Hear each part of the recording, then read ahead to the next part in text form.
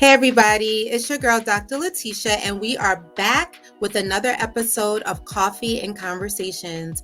I am so excited to bring my next guest to the show. You guys know what I do. I meet people via Instagram whose work that I followed, that I really have a connection to, and this brother is doing major things. So I was so honored when he agreed to come onto the show. So let me tell you more about our guest.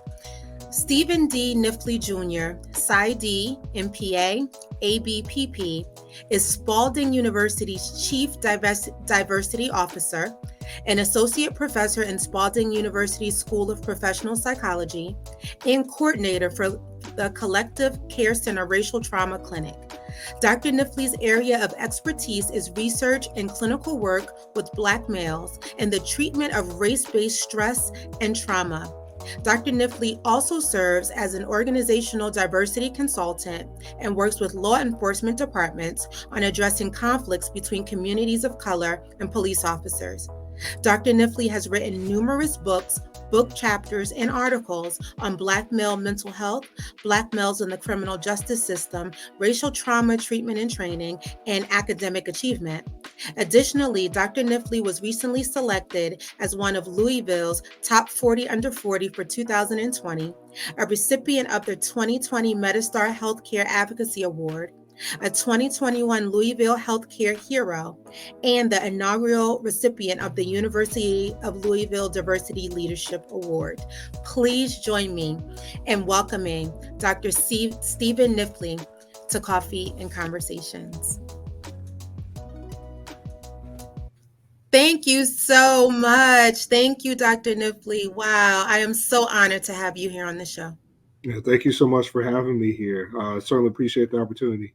Thank you. Thank you. So, wow, just reading your bio, the readers, I am sure, were just as wowed by all the work that you're doing, all the work that you have access to. What brought you into this field? Why psychology for you?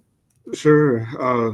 So there are two things that really kind of brought me into this space. The first one was an article that I read early on in high school that talked about dissociative identity disorder, and it talked about how this individual had multiple alters, and one of the alters had diabetes, and the person didn't have diabetes.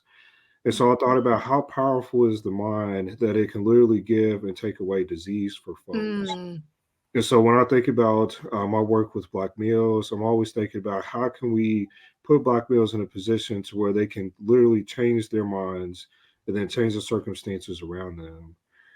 The other kind of experience that I had is I worked as a residence counselor at a foster home okay. space. And while I was there, I worked with a lot of Black youth. And they always asked me, Mr. Steve, can you take me home with you? And I was a college student at the time, living in a 500 square foot apartment that had no space.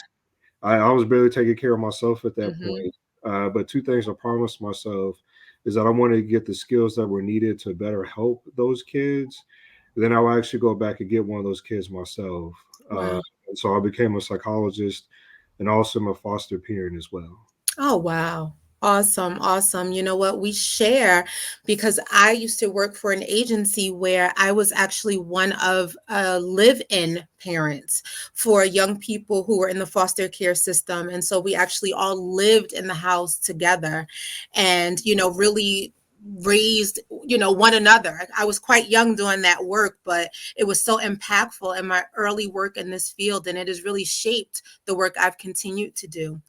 Your primary research area is Black males. And 2020 was an opportunity for a spotlight to be put on what, people, Black and brown people have experienced and have known has been going on for decades. But I think because of the coronavirus, everyone was at home and, there was no looking away. America could no longer look away or look past or turn her head to what had been going on in our communities. And we saw, what happened with Ahmaud Arbery. We saw what happened with George Floyd, Breonna Taylor, etc.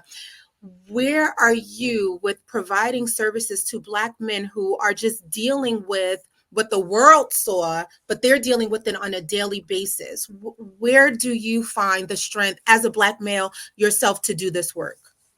Sure. Thank you for the question, and just thank you for your observations of the difficulties that many folks have been having. I always just want to Yeah. say that we do focus a lot on Black males, but we certainly always need to remember our Black women as well. Sure. Just think about Breonna Taylor and the silence that many Black women suffer in. But when we think about Black men specifically, there's this concept called John Henryism. And John Henryism is an old kind of folklore tale where a Black man went up against a machine to see who could dig a tunnel faster and longer. And ultimately, John Henry won, but it cost him his life. And so, for many of our Black males, that's how we live our lives as well, is that we just put our heads down and we just keep on digging until ultimately our bodies and our minds give out. And so I don't want that to happen to me, and I don't want that to happen to all the Black men that I care about and love dearly. And so eventually we have to realize that we can ask for help, that asking for help is not a sign of weakness, that we can be in touch with our emotional experience, that we can love and be loved by those around us, and that we don't have to adhere to these more traditional masculine ideologies that are out there. And so that's really what I've been trying to do for myself, and then also encouraging many of the Black males that either I see in therapy or just a part of my social network. Mhm, mhm. Do you feel that because of some of the events of 2020 and the global pandemic, that more Black males have been reaching out to therapists, to counselors, et cetera? Or do you feel that there's still a road for us to climb?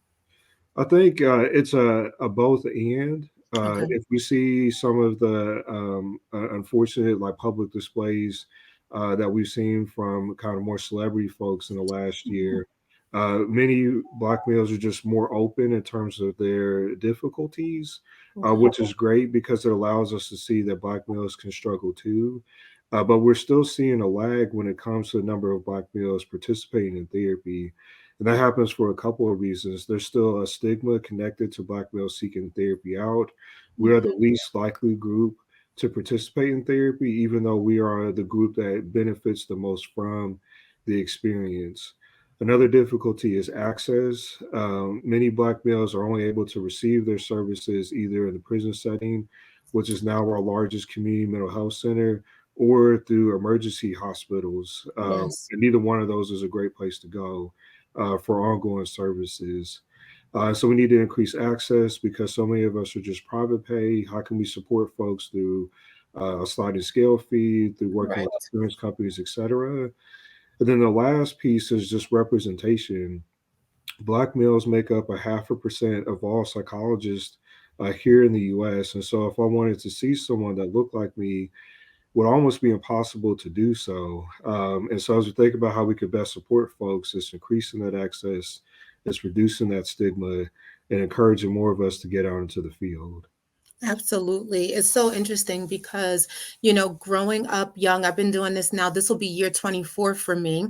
And I would always say, like, I never saw people like, where were all of these white males and white women in, undergraduate school or graduate school? Like, I did not see these people, but yet these are the individuals that are leading organizations that are still the faces of what it looks like to get help.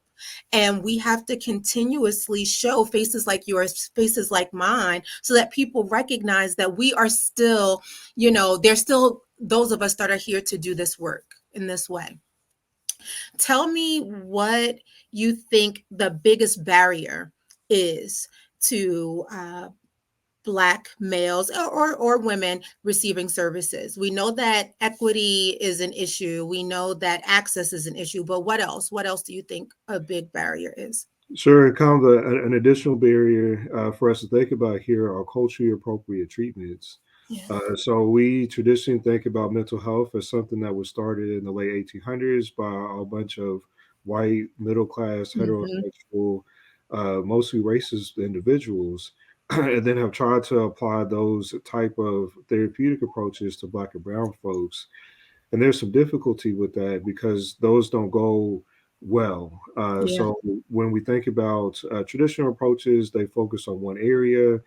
We tend to be more holistic in nature as Black and Brown individuals. So we see the entire person, not just their cognitions or their emotions, relationships, etc.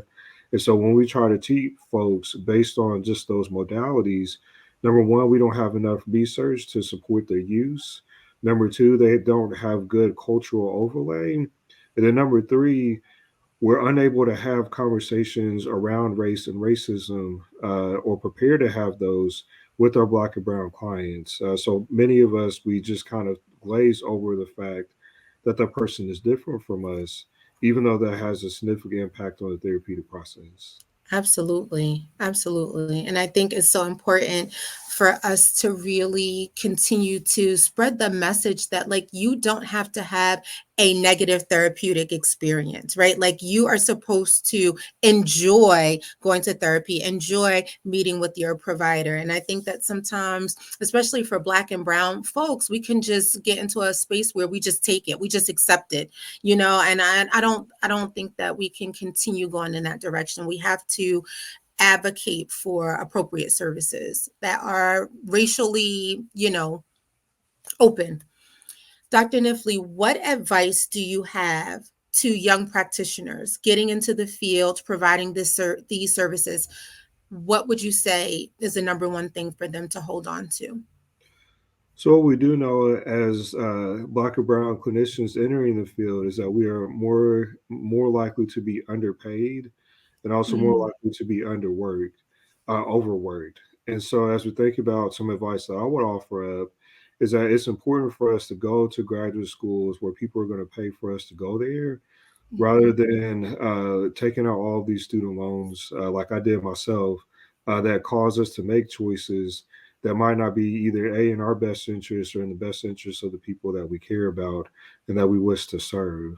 Also, Yes. it's really important for us to not allow ourselves to be overworked. According to one of the most recent APA workforce studies, folks that are Black or Brown that end up in these professions ultimately end up working 50 to 60 hours compared to their private practice owning white colleagues, Wow. which means that we're more vulnerable to burnout, which means that we're more vulnerable to financial strain, having to delay some of the things that come along with getting a good job, which is buying a home, Sure. saving for retirement, all those type of things.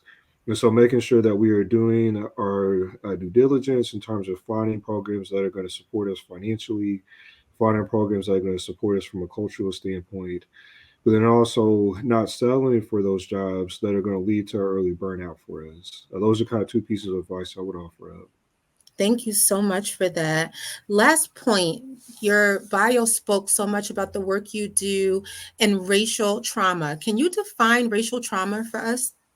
So, racial trauma is comprised of this idea that we experience as Black and Brown folks this racial stress based on experiences of microaggressions, based on witnessing the racism that other folks experience, Okay. and then also based on experiencing what is known as aversive hostile racism. So we've finally been able to enter into these spaces that have oftentimes been denied to us, but we experience a reminder of where we fall in the racial hierarchy. And so taking those three concepts together, that then leads us to being more vulnerable to racially traumatic events. So witnessing police shootings, experiencing the ongoing effects of microaggressions, like all those things kind of total themselves up to create difficulty for us. Racial trauma is a little different from PTSD because racial trauma focuses more on the emotional impact and the Okay. relational and interpersonal impact, whereas PTSD is this idea that one has experienced something that could lead to a real or imagined fear of death. Hmm. Um, and then also, the cluster of symptoms connected to racial trauma include things like depression and anxiety, avoidant behaviors, struggles with low self esteem, and also anger and aggression, which aren't always the same for traditional PTSD. Thank you so much. Thank you so much. Dr. Nifley, how can people reach you? How can they reach your practice? How can they follow you? Where can folks find you? Absolutely. So I'm on Instagram at Dr. Stephen Kniffley Jr. You can also check out my website, which is also at drstephenkniffleyjr.com. We also have our collective care center here. I'm licensed in Indiana, Ohio, and Kentucky, and can provide service to those folks in those areas. We also do offer training in racial trauma therapy across the lifespan. So we have a model for youth 6 to 12, and we also have a model for teens and adults ages 13 and up. And we'd be happy to support clinicians that are interested in learning more about how they could be helpful to folks that are struggling with racial trauma from a therapeutic setting. Awesome, awesome. Thank you so much, Dr. Stephen Kniffley Jr. We really appreciate the opportunity to learn more about you, learn about the work you are doing. We have to have you back. Thank you so much. No, thank you. My pleasure.